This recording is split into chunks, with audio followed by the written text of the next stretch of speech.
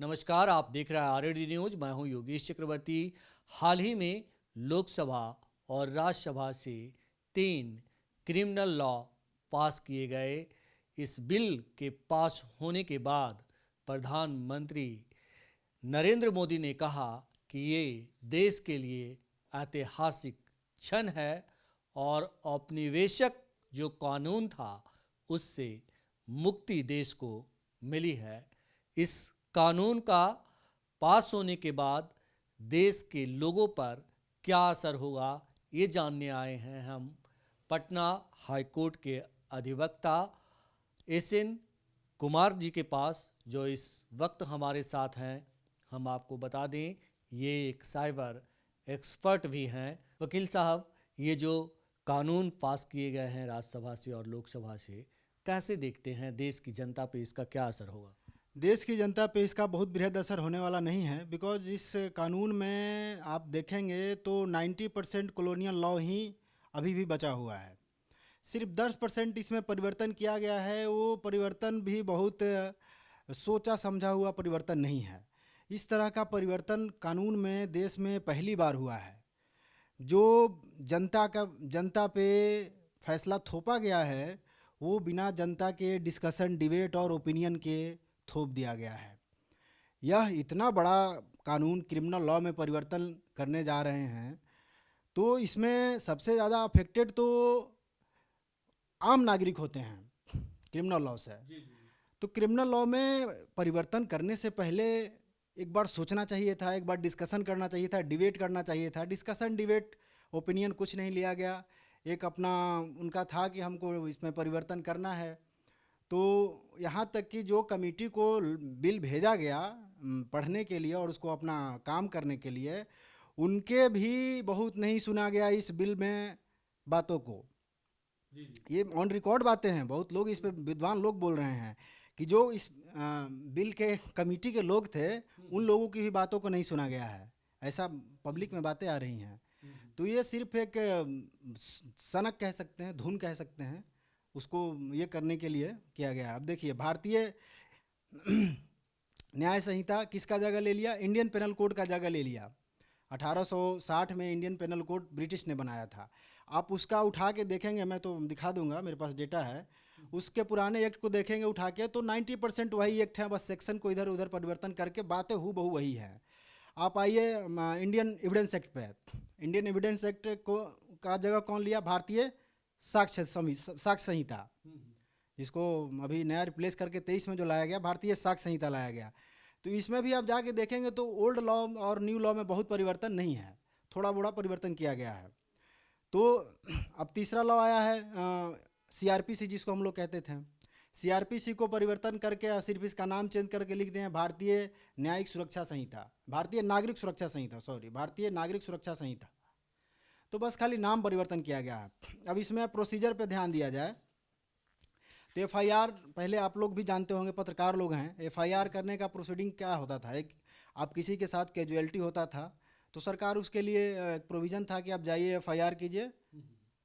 और एफआईआर में preliminary inquiry की बात पहले नहीं होती थी, इसलिए कि इसमें ललिता कुमारी का एक केस 5 जज बेंच द्वारा ऑनरेबल सुप्रीम कोर्ट का यह जजमेंट आया था, जिसमें यह बताया गया था कि प्रिलिमिनरी एक्शन के नाम पे, प्रिलिमिनरी इंक्वायरी के नाम पे सिर्फ ढकोसला होता है और कुछ नहीं होता। इसलिए आपके पास अगर कोई सेंसिटिव केस आता है, पुलिस वाले को डायरेक्शन दिया गया था तो पहले आप एफआईआर लॉन्च कीजिए।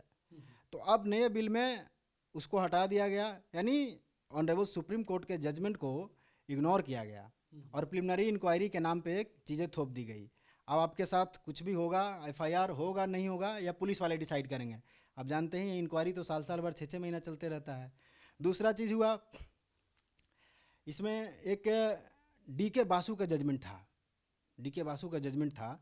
इस जजमेंट में बताया गया था कि अपराधी को शारीरिक यातनाएं नहीं करेंगे।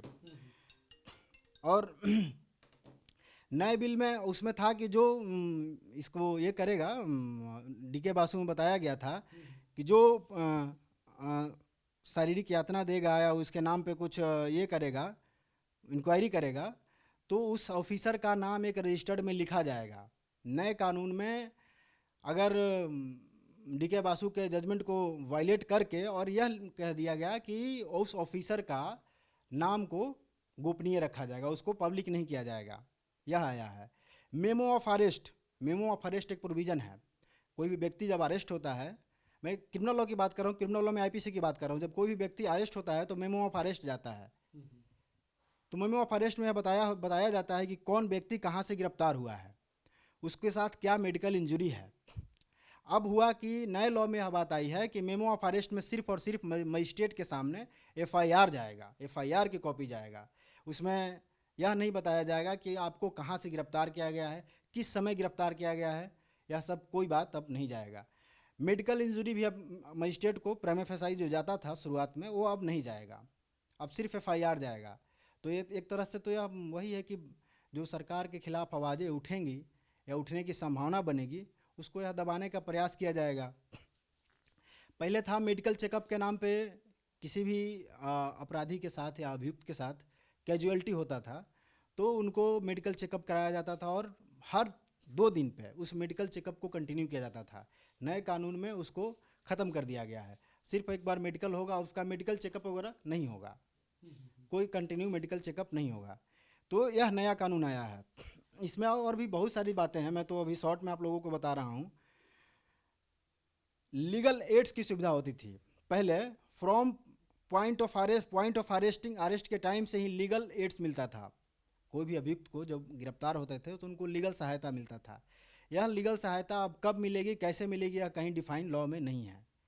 यानी गरीब आदमी कोई अगर जेल चला गया तो वह उसको कब, जिसके पास अपना वकील हायर करने के लिए सुविधा नहीं है, साधन नहीं है, तो वह कब सरकार के भरोसे बैठा रहेगा, कब उसको सरकारी वकील उपलब्ध कराएंगे, या अभी कहीं कोई इसमें क्लियरिटी नहीं है। अब इसमें कंपलसरी स्टेटमेंट की एक बात आई है, कंपलसरी स्टेटमेंट इन्फॉर्मेशन की एक बात आई है। पहले होता था, आप लोग भी जानते होंगे कि ज़रूरी नहीं था कि आपके सामने कोई हादसा हुआ, घटना हुआ तो उसका स्टेटमेंट आप दें ही, लेकिन अब कंपलसरी स्टेटमेंट की बात आई है। पहले राइट टू साइलेंस एक हमारा अधिकार है, हम चुप भी रह सकते हैं, लेकिन अब उसकी वायलेशन करके उसको, और इसको ज़बरदस्ती अब थोपा गया है कि आपको स्टेटमेंट देना ही पड़ेगा। जी। कंपलसरी स्टेटमेंट हुआ। तो इस तरह से इसमें ना जाने कितने परिवर्तन, अभी तो हम लोग इसमें डेप्थ स्टडी होगा और इस पर और भी बाकी ही अभी बातों को ही करना। जैसे कि मॉब लिंचिंग, आतंकवाद कानून, ये सब यूएपीए में ऑलरेडी पहले से डिफाइन था, लेकिन इसको अब इस क्रिमिनल लॉ में डाल दिया गया है, इसको एक जगह कर दिया गया है। और सेडेशन पहले एक शब्द हुआ करता था राजद्रोह, जिसमें मैक्सिमम सज़ा 2 से 3 साल का था, उसको हटा के अब लाए हैं देशद्रोह।